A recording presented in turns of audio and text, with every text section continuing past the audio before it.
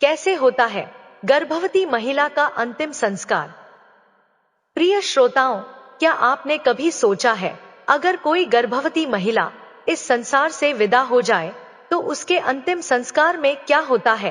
क्या उसके गर्भ में पल रहा शिशु भी उसी अग्नि में भस्म हो जाता है, या फिर कोई ऐसा दिव्य रहस्य है जिसे बहुत कम लोग जानते हैं? यह प्रश्न सदियों से लोगों के मन में उठता आया है। मृत्यु सबको आती है, परंतु जब किसी माँ की गोद में पलता हुआ जीवन अधूरा रह जाए, तब धर्म और करुणा दोनों एक साथ खड़े होकर निर्णय करते हैं। आज मैं आपको एक ऐसी कथा सुनाने जा रही हूँ, जहाँ एक माँ ने मृत्यु को स्वीकार कर लिया, लेकिन उसके गर्भस्थ शिशु ने उस अग्नि से नया जीवन पाया।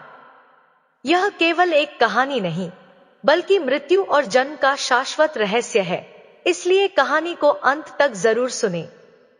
मित्रों, सुवर्णपुरी नगर समृद्धि और धर्म का प्रतीक था। राजा विक्रम न्यायप्रिय और प्रजावत्सल थे। नगर में मंदिरों की घंटियां दिन रात गूंजती थी और लोग वेद धर्म का पालन करते। यहाँ मृत्यु और जन्म दोनों को ईश्वर का आशीर्वाद माना जाता था। लेकिन कहते हैं कि संसार का नियम है, सुख और दुख एक दूसरे के पीछे चलते रहते हैं। ऐसा ही एक समय आया जब सुवर्णपुरी के इस सुनहरे वातावरण पर अचानक शोक की छाया छा गई। नगर की एक कुलवधू चंद्रिका 7वें महीने की गर्भवती थी। वह सुंदर, सरल और सेवा भाव से युक्त थी। नगर की स्त्रियां उसे मां की मूरत कहा करती थी। उसकी गोद में पल रहा शिशु पूरे वंश का दीपक माना जा रहा था। परंतु नियति ने कुछ और ही लिख रखा था। एक दिन चंद्रिका गंभीर रूप से बीमार हो गई।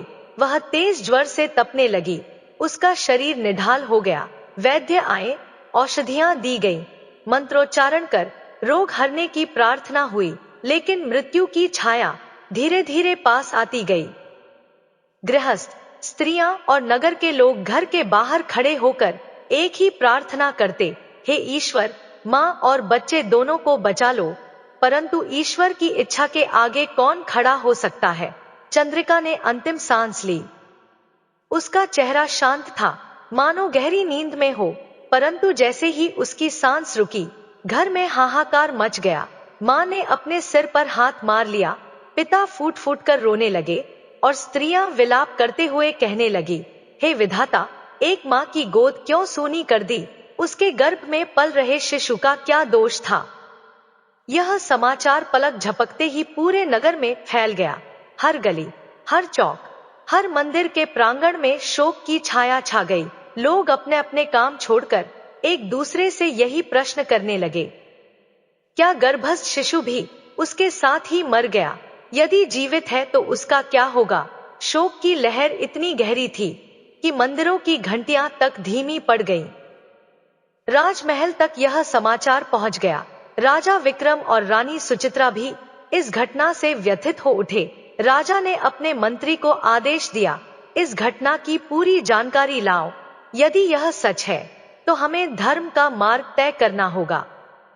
मंत्री ने लौटकर सूचना दी, महाराज, चंद्रिका का प्राणांत हो गया है, किंतु गर्भस्थ शिशु के विषय में विवाद है। कुछ कह रहे हैं कि शिशु जीवित है, कुछ कहते हैं कि वह भी मृत हो गया। अब सबसे बड़ी समस्या यह है कि अंतिम संस्कार कैसे किया जाए। यह सुनकर राजा गहरी चिंता में पड़ गए, क्योंकि यह केवल एक स्त्री का नहीं, बल्कि धर्म का प्रश्न था। यदि निर्णय गलत होता तो पूरे नगर का कर्मचक्र दूषित हो सकता था। चंद्रिका का पार्थिव शरीर घर के आंगन में सफेद चादर से ढका हुआ रखा था। दीपक जल रहे थे, धूप धूनी से वातावरण सुगंधित था, परंतु उस सुगंध में एक गहरा शोक और अनिश्चितता भी घुली हुई थी।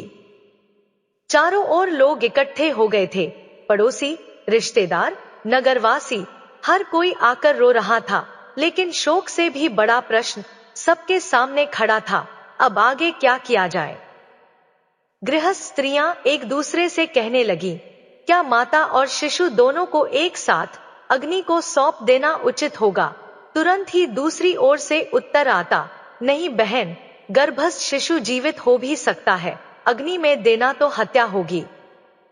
कुछ वृद्धजन कहने लगे, हमने अपने पूर्वजों से सुना है कि गर्भस्थ जीवन को अग्नि में नहीं जलाना चाहिए, तो वहीं कुछ लोग विरोध करते, परंतु यह शिशु तो माता के शरीर से जुड़ा है और बिना अलग किए संस्कार अधूरा रहेगा।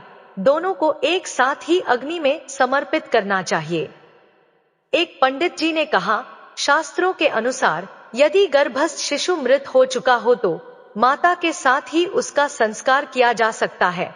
तभी दूसरा विद्वान खड़ा हुआ, परंतु यदि वह जीवित है और हम उसे अग्नि में सौंप दें तो यह घोर पाप होगा, यह तो ब्रह्महत्या के समान अपराध होगा। सभा में बैठे लोग आपस में उलझते जा रहे थे। हर व्यक्ति अपने अनुभव और स्मृति के आधार पर तर्क दे रहा था। कोई वेद का हवाला देता, कोई पुराण की कथा सुनाता। एक वृद्ध महिला रोते हुए बोली, जिसकी कोख में जीवन पल रहा था उसी को हम अग्नि को सौंप देंगे, यह तो अधर्म होगा। दूसरी स्त्री ने कहा, परंतु यदि शिशु मृत हो गया है और हमने उसे अलग नहीं किया तो क्या माता का संस्कार अधूरा नहीं होगा? लोगों की बातें सुनकर परिवार के सदस्य भी भ्रमित हो गए। चंद्रिका के पिता ने आंसू पोंछते हुए कहा, मुझे डर है कि कहीं हम अज्ञान में कोई पाप ना कर बैठे। भाई ने गंभीर स्वर में कहा, हम निर्णय लेने में देर करेंगे तो नगर में लोग उंगली उठाएंगे, हमें तुरंत मार्गदर्शन चाहिए। धीरे धीरे यह चर्चा पूरे नगर में फैल गई। हर गली, हर चौक में लोग इसी विषय पर चर्चा करने लगे, मानो सुवर्णपुरी की सांसें थम गई हों। रात का समय हो गया था, परंतु कोई चैन से सो नहीं पा रहा था। हर मन में यही प्रश्न घूम रहा था, क्या चंद्रिका के साथ गर्भस्थ शिशु का भी संस्कार होगा या उसे पृथक कर कोई और विधि अपनाई जाएगी? इस असमंजस और भय ने पूरे नगर को जकड़ लिया। लोगों को लगा मानो धर्म स्वयं उनके बीच परीक्षा के रूप में खड़ा हो गया हो। और तभी निर्णय हुआ कि अगली सुबह नगर के आचार्य, पंडित और ब्राह्मण मिलकर एक सभा करेंगे। वहीं तय होगा कि गर्भवती स्त्री का संस्कार किस प्रकार किया जाए। अगली सुबह राजा विक्रम के आदेश से नगर के सर्वश्रेष्ठ ब्राह्मणों और आचार्यों को आमंत्रित किया गया। स्थान चुना गया, नगर का प्राचीन धर्मसभा मंडप जो मंदिर के समीप स्थित था। यह वही स्थान था जहां वर्षों से धर्म और नीति से जुड़े जटिल प्रश्नों का समाधान निकाला जाता था। सभा मंडप में वेदों की प्रतिध्वनि गूंज रही थी। मध्य में ऊंचे आसन पर आचार्य विराजमान हुए। चारों ओर अन्य पंडित और शिष्यों ने आसन ग्रहण किया। परिवारजन, नगरवासी और मंत्रीगण भी उपस्थित हुए। चंद्रिका का पार्थिव शरीर उसी समय गृह में रखा हुआ था। लोग जानते थे कि जब तक निर्णय नहीं होगा तब तक संस्कार आरंभ नहीं किया जाएगा। सभा शुरू हुई। सबसे पहले आचार्य सोमदेव ने कहा, धर्म ग्रंथ कहते हैं कि यदि गर्भस्थ शिशु जीवित हो और हम उसे माता के साथ अग्नि को सौंप दें तो यह पाप होगा। यह तो जीवित प्राणी की हत्या के समान है। अतः पहले यह सुनिश्चित करना आवश्यक है कि गर्भस्थ शिशु जीवित है या मृत। उन्होंने गरुड़ पुराण का उदाहरण देते हुए कहा, देह और आत्मा दोनों अलग अस्तित्व रखते हैं। यदि आत्मा शरीर छोड़ चुकी हो तभी अग्नि को सौंपना उचित है। तुरंत ही आचार्य यज्ञदत्त खड़े हुए। उन्होंने विरोध में कहा, किंतु माता और गर्भस्थ दोनों एक दूसरे से जुड़े हैं। जब माता का प्राण चला गया तो शिशु के जीवित रहने की संभावना नहीं है।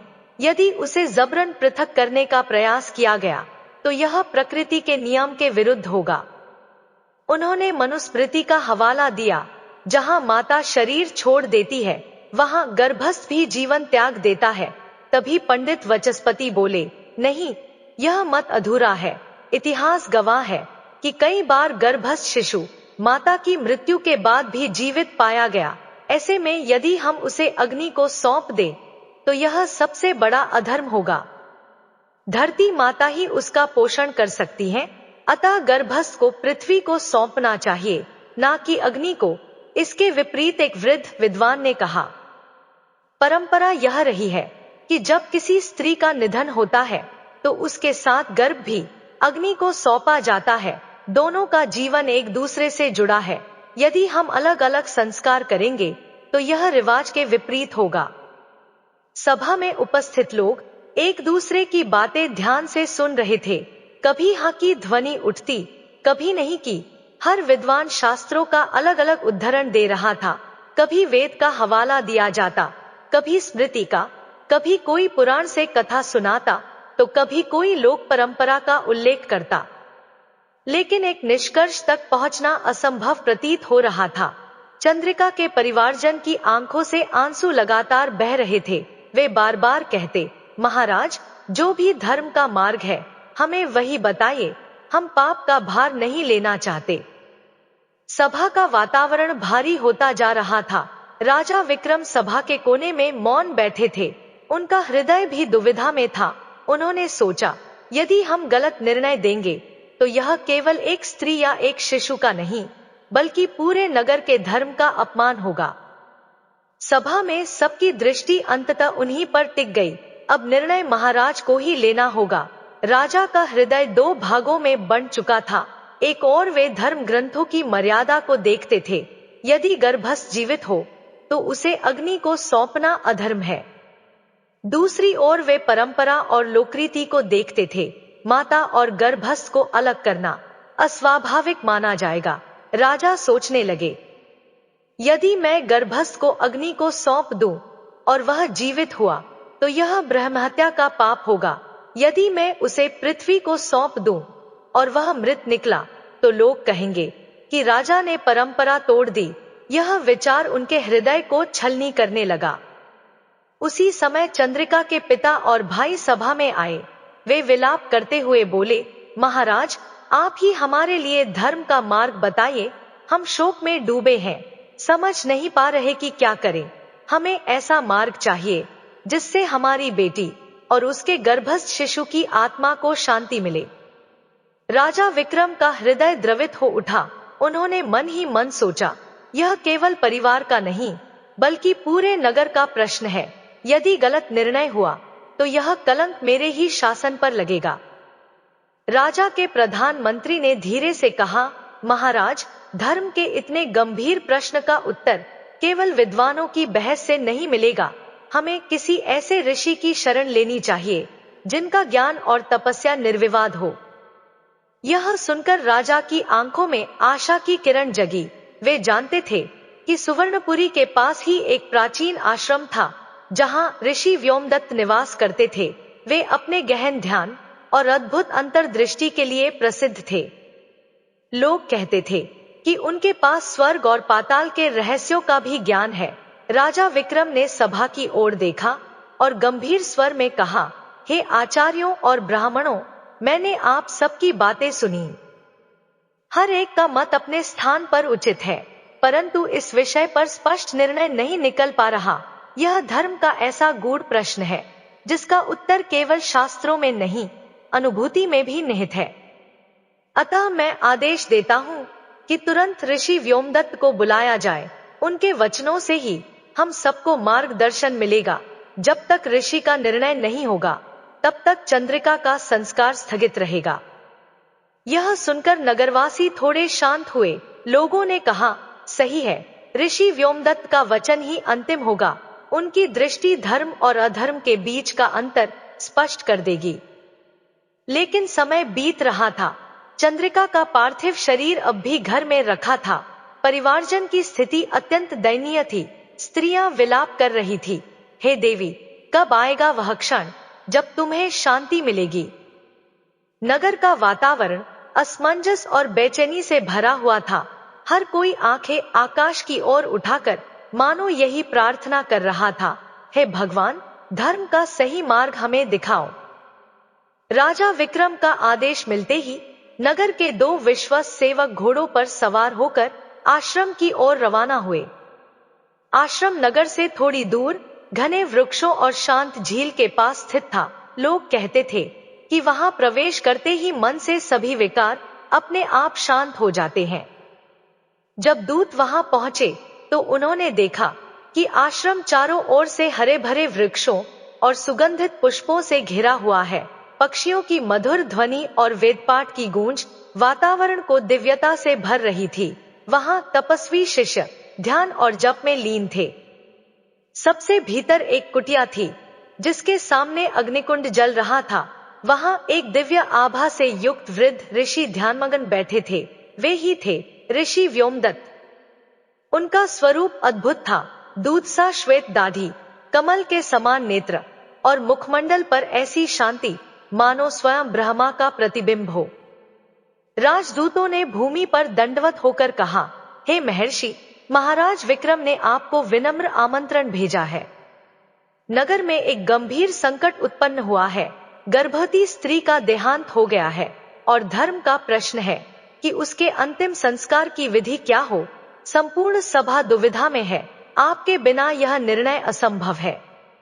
ऋषि व्योमदत्त ने धीरे धीरे आंखें खोलीं। उनकी दृष्टि गहन और शांत थी। कुछ क्षण मौन रहने के बाद उन्होंने कहा, यह केवल नगर का संकट नहीं है, यह धर्म की अग्नि परीक्षा है। अच्छा हुआ कि राजा ने अधीरता में कोई निर्णय नहीं लिया। अब चलो, समय व्यर्थ नहीं करो। ऋषि ने अपने शिष्यों को बुलाया।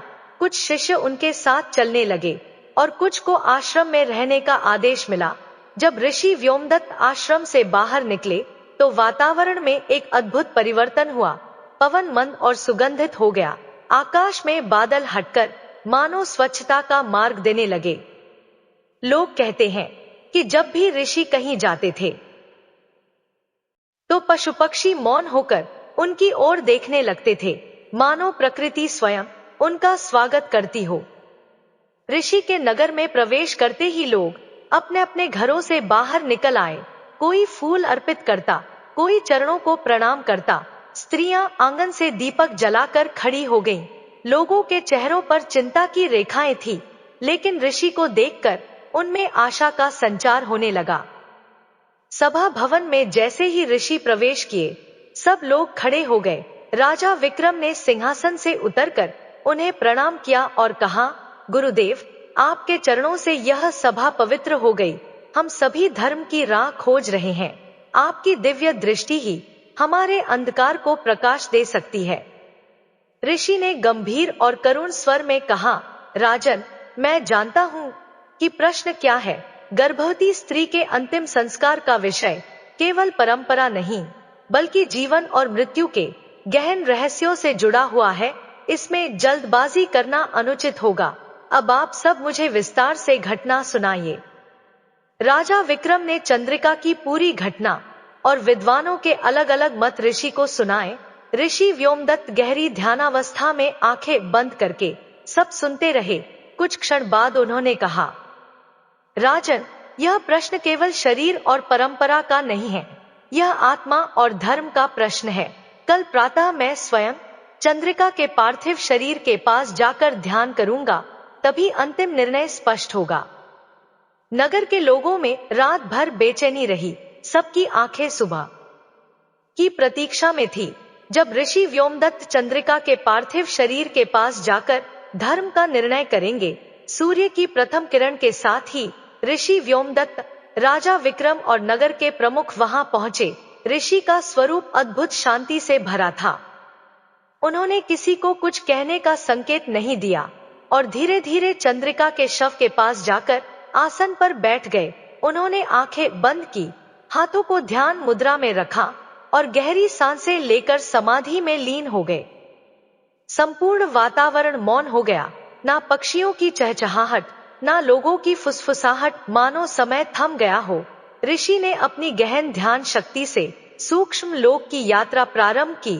वे प्राणों की उस स्थिति तक पहुंचे जहां जीव और परमात्मा का संबंध स्पष्ट होता है। धीरे धीरे उनके सामने चंद्रिका की आत्मा का दिव्य प्रकाश प्रकट हुआ। वह आभा निर्मल और शांत थी, परंतु उसमें करुणा भी झलक रही थी। ऋषि ने मन से प्रश्न किया, हे आत्मा, क्या तुम अपने गर्भस्थ शिशु के साथ बंधी हुई हो? क्या तुम्हारी यात्रा अधूरी है? चंद्रिका की आत्मा ने मधुर स्वर में उत्तर दिया, गुरुदेव, मेरा शरीर भूतल पर नष्ट हो चुका है, परंतु मेरा गर्भस्थ शिशु जीवित है। उसकी आत्मा अभी पूर्ण रूप से स्थिर नहीं हुई है। यदि उसे अग्नि को सौंपा गया तो यह घोर पाप होगा। वह नई यात्रा के लिए तैयार है, उसे जीवन देना होगा। इतना कहते ही चंद्रिका की आत्मा के पास से एक छोटी सी उज्ज्वल ज्योति निकलकर प्रकट हुई। वह गर्भस्थ शिशु की आत्मा थी। उसका स्वर मासूम था। माता ने मुझे आश्रय दिया था, परंतु मेरा जीवन अधूरा रह गया। हे महर्षि, क्या मुझे संसार का दर्शन करने का अवसर मिलेगा? ऋषि व्योमदत्त की आंखों से करुणा के आंसू बह निकले। उन्होंने मन ही मन प्रार्थना की, हे प्रभु, यदि यह जीव संसार में आने योग्य है तो इसे अवसर अवश्य दो। ध्यान से बाहर निकलते ही ऋषि ने सभा की ओर देखा। सबकी सांसें थमी हुई थी। ऋषि ने गंभीर स्वर में कहा, सुनो राजन, सुनो नगरवासियों, चंद्रिका की आत्मा शांति के लिए तत्पर है, किंतु उसका गर्भस्थ शिशु जीवित है। उसे अग्नि को सौंपना घोर अधर्म होगा। शास्त्र कहते हैं कि जीवित प्राणी को अग्नि का अर्पण करना ब्रह्महत्या के समान है। अतः पहले शिशु को सुरक्षित रूप से बाहर निकालने का प्रयास होगा, फिर चंद्रिका का अंतिम संस्कार धर्म सम्मत रीति से किया जाएगा। ऋषि के वचन सुनते ही सब लोग आश्चर्यचकित रह गए। लोगों के बीच फुसफुसाहट होने लगी। क्या यह संभव है? क्या मृत माता के गर्भ से शिशु जीवित निकल सकता है? राजा विक्रम ने दृढ़ स्वर में कहा, जब ऋषि का वचन है तो यह अवश्य संभव होगा। अब हमें वही करना है जो धर्म और सत्य के अनुसार उचित है। ऋषि ने अपने करकमलों को आकाश की ओर उठाकर आशीर्वाद दिया। उन्होंने कहा, आज यह नगर साक्षी बनेगा कि जीवन और मृत्यु केवल देह तक सीमित नहीं है। धर्म वही है जो जीव की रक्षा करे। चंद्रिका की आत्मा तभी मुक्त होगी जब उसके गर्भस्थ शिशु को जीवन मिलेगा। उनके वचनों से वातावरण में नई ऊर्जा और आशा का संचार हुआ। लोगों के चेहरों पर भय की जगह श्रद्धा और विश्वास आने लगा। लेकिन यह कार्य आसान नहीं था, क्योंकि मृत माता के गर्भ से जीवित शिशु को निकालना केवल वैद्यक विद्या का ही विषय नहीं था, बल्कि यह जीवन और मृत्यु के बीच की सूक्ष्म रेखा को पार करने जैसा था। राजा विक्रम ने तुरंत आदेश दिया, राजवैद्य सुश्रुताचार्य को बुलाया जाए। यह कार्य केवल उनके ज्ञान और ऋषि के आशीर्वाद से संभव है। कुछ ही देर में नगर के श्रेष्ठ वैद्य सुश्रुताचार्य सभा में पहुंचे। उनका व्यक्तित्व तेजस्वी और आत्मविश्वासी था। उन्होंने चंद्रिका के शरीर को देखा, फिर ऋषि व्योमदत्त के चरणों में प्रणाम किया और बोले, गुरुदेव, यदि आपकी दिव्य शक्ति का आशीर्वाद मिले तो मैं यह प्रयास करने को तैयार हूं, परंतु यह अत्यंत कठिन कार्य है। ऋषि व्योमदत्त ने कहा, हे वैद्य, कठिनाई वही है जिसे मनुष्य कठिन माने। जब धर्म और करुणा साथ हो तो असंभव भी संभव हो जाता है। आगे बढ़ो, मैं अपनी शक्ति से वातावरण को शुद्ध और संरक्षित करूंगा। तुरंत स्नान, हवन और मंत्रोच्चारण की व्यवस्था की गई। ऋषि ने वेद मंत्रों से उस स्थान को पवित्र किया। चंदन, गंगाजल और औषधियों से चंद्रिका के शरीर का शोधन किया गया। लोग विस्मय से देख रहे थे कि वातावरण में एक अद्भुत दिव्यता फैल गई थी। सुश्रुताचार्य ने अपने शिष्यों को आदेश दिया, तेज धार वाले औषधियों से निर्मित उपकरण लाओ। चंदन और हवन कुंड की धूम्र से इन्हें शुद्ध करो। शरीर को सावधानी से रखा गया। वैद्य ने मंत्रोच्चारण करते हुए गर्भस्थ शिशु को निकालने की प्रक्रिया शुरू की। सभा में उपस्थित हर व्यक्ति की सांसें थम सी गईं। स्त्रियां प्रार्थना कर रही थी, हे भगवान, इस शिशु की रक्षा करो। प्रक्रिया के दौरान चंद्रिका का शरीर स्थिर पड़ा रहा, लेकिन ऋषि की ध्यानावस्था से एक अद्भुत ऊर्जा निकल रही थी। ऐसा प्रतीत हो रहा था मानो उनके मंत्र शिशु को जीवित रखने के लिए प्राणवायु का आह्वान कर रहे हों। धीरे धीरे वैद्य ने शिशु को गर्भ से बाहर निकाला। सभा में सन्नाटा छा गया। शिशु अत्यंत दुर्बल और निस्तेज था, मानो जीवन और मृत्यु की सीमा पर खड़ा हो। वैद्य ने तुरंत औषधि और जड़ी बूटियों का लेप किया। ऋषि व्योमदत्त ने अपने करकमलों को शिशु के ऊपर रखकर प्राणायाम किया। उन्होंने ओंकार और विशेष बीज मंत्रों का उच्चारण किया। कुछ ही क्षणों बाद शिशु की छाती हल्की हल्की उठने लगी।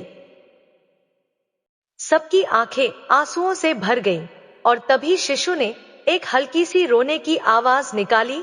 जैसे ही शिशु ने रोना शुरू किया, पूरे नगर में उल्लास की लहर दौड़ गई। लोगों ने एक स्वर में कहा, धन्य है ऋषि व्योमदत्त, धन्य है वैद्य सुश्रुताचार्य, यह चमत्कार नहीं, यह धर्म का सत्य है। चंद्रिका के परिवारजन फूट फूट कर रोने लगे, परंतु इस बार उनके आंसू शोक के नहीं, बल्कि आनंद और कृतज्ञता के थे। वे बोले, हमारी पुत्री तो चली गई, परंतु उसने अपनी संतान हमें सौंप दी, अब उसकी आत्मा को अवश्य शांति मिलेगी। ऋषि ने सभा की ओर देखा और कहा, स्मरण रखो, जीवन और मृत्यु केवल शरीर पर निर्भर नहीं करते। जब तक आत्मा का कार्य अधूरा है, तब तक मृत्यु भी बाधा नहीं डाल सकती। चंद्रिका का यह पुत्र उसकी अमर विरासत है। अब उचित होगा कि चंद्रिका का संस्कार विधिपूर्वक किया जाए, ताकि उसकी आत्मा मोक्ष की ओर बढ़ सके। सभा ने ऋषि के वचनों का अनुमोदन किया। राजा विक्रम ने आदेश दिया, चंद्रिका का अंतिम संस्कार आज ही संध्या को होगा, परंतु अब यह शिशु नगर का पुत्र है, इसके पालन पोषण की जिम्मेदारी राज्य की होगी। यह सुनकर नगरवासी हर्षित हो उठे। लोगों ने अनुभव किया कि धर्म का पालन केवल नियमों में नहीं, बल्कि करुणा और जीवन रक्षा में निहित है। चंद्रिका का घर उस दिन भक्ति और शोक का अद्भुत संगम बना हुआ था। गर्भस्थ शिशु को सुरक्षित निकालकर जीवन प्रदान किया जा चुका था। लोग इस चमत्कार से अभी भी अचंभित थे, परंतु साथ ही चंद्रिका के निधन का दुख उनके हृदय को विदीर्ण कर रहा था। अब प्रश्न था, उसका अंतिम संस्कार किस रीति से हो।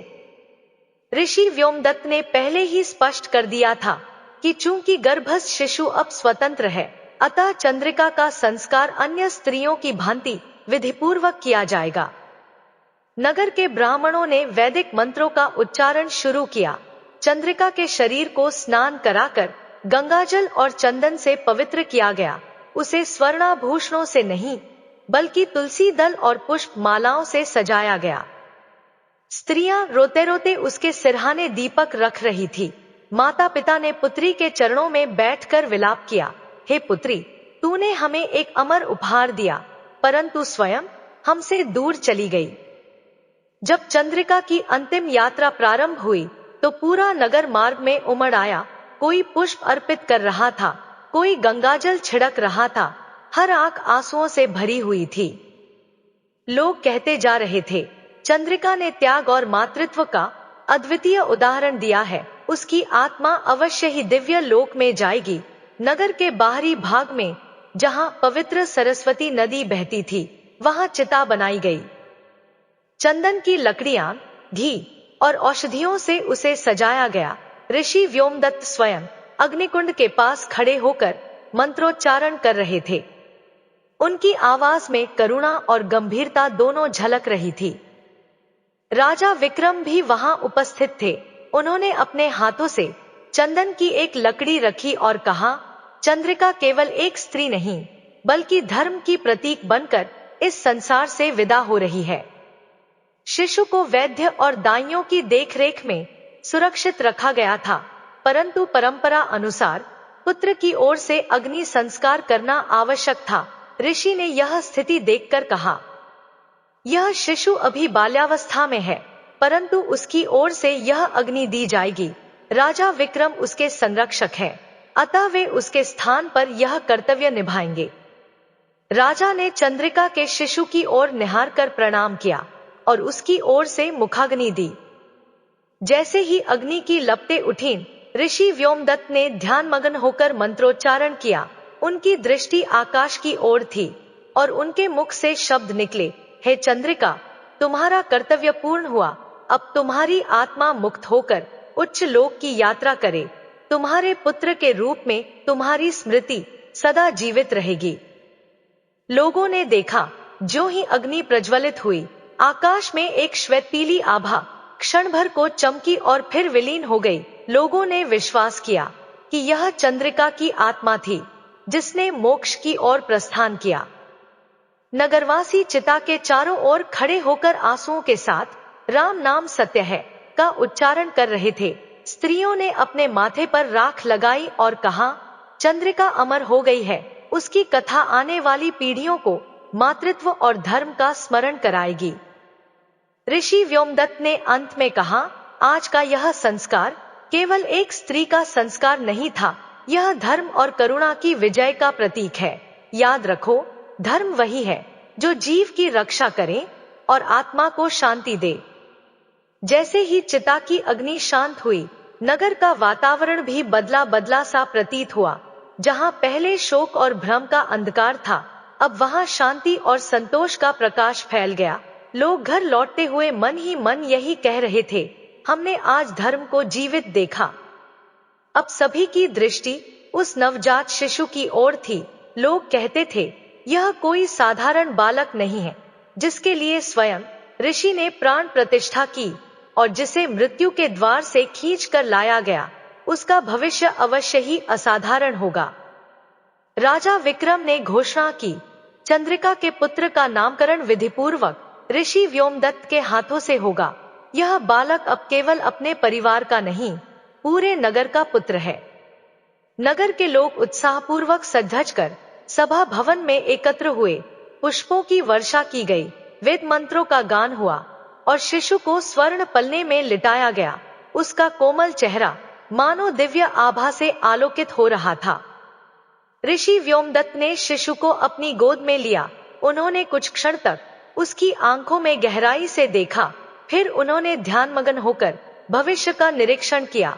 कुछ देर बाद ऋषि ने धीरे धीरे अपनी आंखें खोली और कहा, यह बालक साधारण नहीं है। इसका जन्म मृत्यु और जीवन की सीमा को पार करके हुआ है।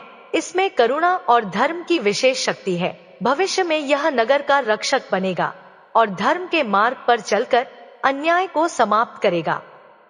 इस बालक का नाम होगा जीवनेश, क्योंकि यह मृत्यु की गोद से छीनकर जीवन को प्राप्त हुआ है।